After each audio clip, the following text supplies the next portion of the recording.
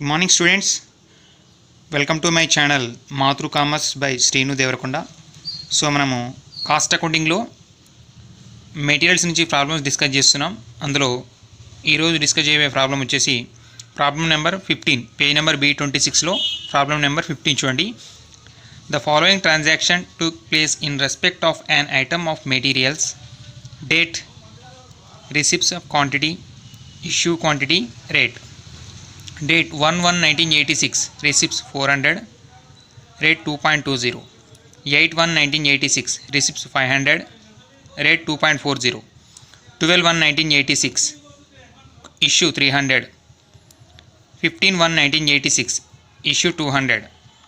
20/1/1986, receipts 600, rate 2.80. 27/1/1986, issue 400.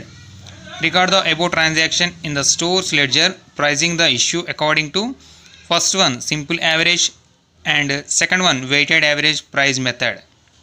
Okay, so ఇందులో receipts అంటే mean purchase అమ్మ. రిసిప్ట్స్ అంటే మళ్ళీ ఇక్కడ కొత్తగా వచ్చింది అని అనుకున్నారు. రిసిప్ట్స్ క్వాంటిటీ మీన్ పర్చేజ్ చేసిన యూనిట్స్ ఇవి. ఇష్యూ మీన్ ఇష్యూ చేసింది. రేట్ వచ్చేసి మనకు పర్చేజ్ చేసినప్పుడు దాని యొక్క రేట్ ఎంతో ఇక్కడ ఇచ్చాడు. ఓకేనా, ఫస్ట్ సింపుల్ యావరేజ్ చేద్దాం, తర్వాత వెయిటెడ్ యావరేజ్ చేద్దాం. ఓకే, ప్రాబ్లంలోకి వెళ్దాం. ఓకే స్టూడెంట్స్, ఆల్రెడీ ప్రాబ్లం చేసే ఉంది.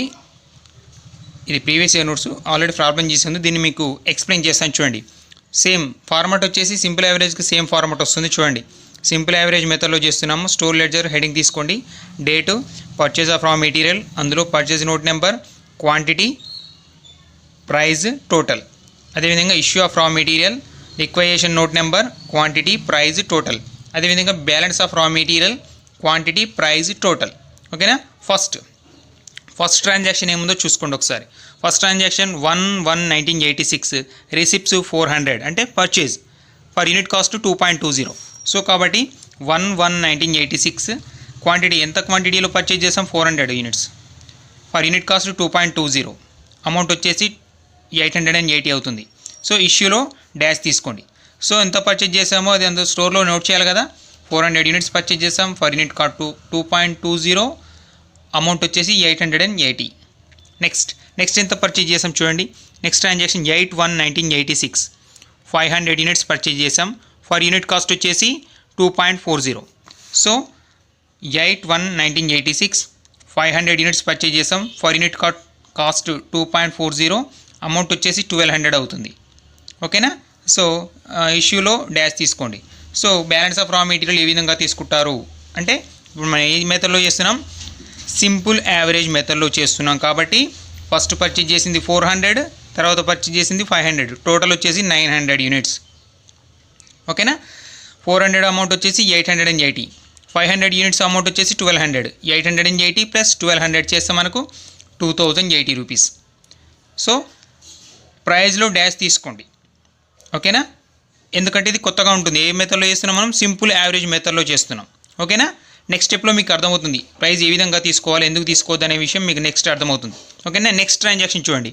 నెక్స్ట్ ట్రాన్సాక్షన్ వచ్చేసి 12/1/1986, ఇష్యూ ఎంత ఇష్యూ చేశాడు, 300 యూనిట్స్ ఇష్యూ చేశాడు. సో సేమ్ 12/1/1986 ఇష్యూ కాబట్టి purchase of raw material dash తీసుకోండి. ఇష్యూలో ఎంత ఇష్యూ చేశాడు, 300 యూనిట్స్ ఇష్యూ చేశాడు. సో మనకు స్టోర్లో ఎంత ఉంది, 900 యూనిట్స్ ఉంది. ఈ 900 యూనిట్స్లో నుంచి మనం 300 యూనిట్స్ ఇష్యూ చేయాలి. ఫర్ యూనిట్ కాస్ట్ ఏ విధంగా తీసుకోవాలి, మరి ఫర్ యూనిట్ కాస్ట్ ఏ విధంగా తీసుకోవాలి అనే విషయానికి వస్తే మనకు ఇక్కడ వర్కింగ్ నోట్ చేయండి.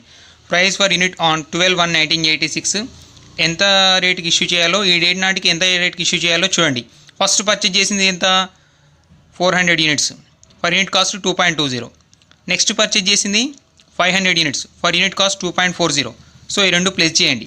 2.20 ప్లస్ 2.40 బై 2 చేస్తే 4.60 బై 2 వస్తుంది. చేస్తే మనకు 2.30 వస్తుంది. ఓకేనా, 300 యూనిట్స్ ఫర్ యూనిట్ కాస్ట్ వచ్చేసి 2.30 తీసుకోండి. ఓకేనా, అమౌంట్ వచ్చేసి 690 అవుతుంది. ఓకేనా, రిమైనింగ్ బ్యాలెన్స్ ఎంత మిగులుతుంది, 900లో నుంచి 300 పోతే రిమైనింగ్ 600 యూనిట్స్ మిగులుతాయి.